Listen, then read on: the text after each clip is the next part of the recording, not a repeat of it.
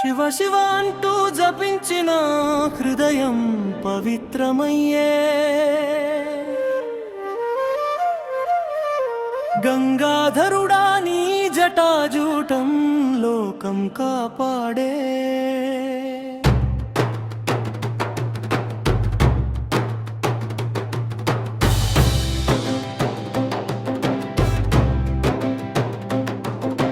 నీలకంఠుడా విషాన్ని మింగి జగత్తును రక్షించే, డమరుకనాదంలో సృష్టి రహస్యాలు వినిపించే.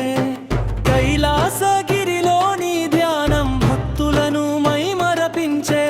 పార్వతీపతివైన పరమేశ్వరా నీ దయ అమోఘమయ్యే.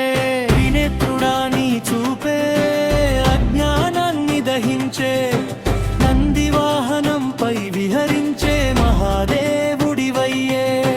భస్మాభరణుడని రూపం వైరాగ్యాన్ని నేర్పే, శివలింగ రూపంలో విశ్వతత్వం వెలిగే. ఓంకారనాదమే నీ శాశ్వత స్వరూపమయ్యే. నీ కృపతో పాపాల బంధాలు తెగిపోవునయ్యే.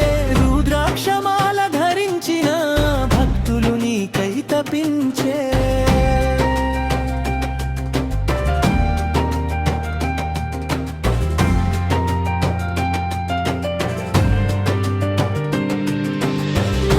మహాశివరాత్రి వేళని ఆలయాలు కాంతులీనే, కాలభైరవ రూపంలో కాలాన్నే నియంత్రించే. నీ నామస్మరణలో మనసుకు శాంతి లభించే.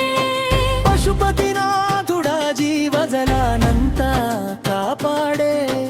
అర్ధనారీశ్వర రూపంలో సమత్వం చూపించే.